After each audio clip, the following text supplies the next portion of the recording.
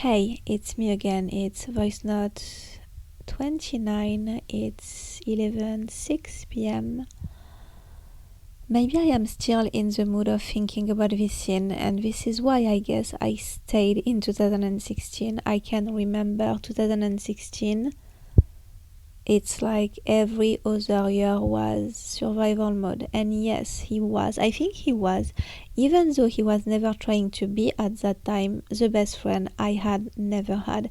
And this is actually what I have been thinking about, because another guy doing the whole avocado heart thing, no, absolutely not.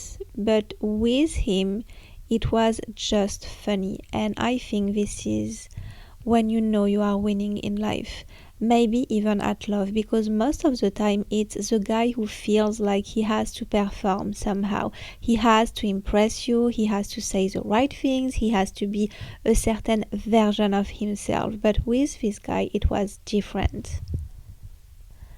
He didn't seem to perform around me, he could just be himself, and you would think that's a normal thing, but it's actually not. When someone can drop the performance and just exist around you, that's a completely different kind of intimacy. It's raw, it's unfiltered, and honestly that kind of luxury is expensive when you have spent so much of your life having to perform. Because when you are with someone purely because it's convenient, let's say she is a typical girlfriend, she comes from a normal background, she has a normal family, no drama, no complications, then yes, it can feel convenient, it can give you the stability you think you need, and then one day you realize actually no, because it gives you nothing else. It doesn't give you the freedom to be yourself, and that kind of freedom is a luxury. It's expensive when you've been deprived of it for a long time. And the funny thing is, you don't actually have to spend money on it. I mean, most of the time. You just need someone around whom neither of you has to perform, because if you are with someone because it's convenient, eventually the cracks start showing. It's like someone pretending to be someone else online, building this entire fake persona. I am this, I am that. At some point it breaks. At some point you expose yourself. Same thing in a relationship.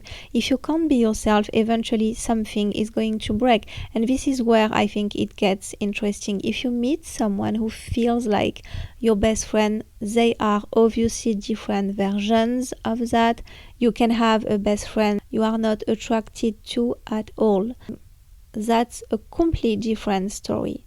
But then there is the other kind, when you have the friendship, the comfort, the ability to be yourself, and underneath all of that there is physical chemistry. I forgot one very important detail. His girlfriend was lucky, because the chemistry I had with this guy, I had never experienced anything like this with an Aquarius before, and I have met quite a few Aquarius men. I don't know if it was because he was tall, because he was exactly my type physically, or because of the whole dynamic between us, but the chemistry was insane. You know that TikTok trend when you are casually walking past your husband doing something completely innocent, and the whole joke is that you are actually trying to drive him crazy, right? It was giving that. That was the chemistry. And at some point, it wasn't exactly easy for me to be like, yep, nope, nothing is going to happen here. Anyway, I am just saying, I think a guy is probably going to appreciate this kind of relationship, whatever you want to call it at that moment, because he gets to feel like he can actually be himself. And maybe that's the thing you should be looking for, not necessarily someone who gives you butterflies every 5 seconds, not someone who looks perfect on paper, not someone who fits the most convenient version of your life, someone with whom you can actually be yourself. And another insight, because we were young, and I think that plays a role too. When you are young, you think you have endless options. You think you have all the time in the world. You think you will always have another opportunity, another person, another chance. You think you are in control. And I do believe, generally speaking, some men, especially the type I am describing, can become terrified of a connection where they suddenly realize, oh, I am losing control here. And if you are used to controlling everything, that can be terrifying.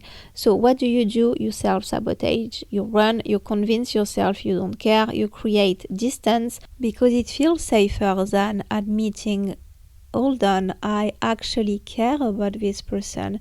And maybe that fear started much earlier in life. Maybe they learned very young that losing control meant getting hurt. But that doesn't mean the same thing has to happen again. So honestly, find yourself a best friend. Don't sit there thinking, when are we going to date? When is this going to become something? What are we? Just live the moment.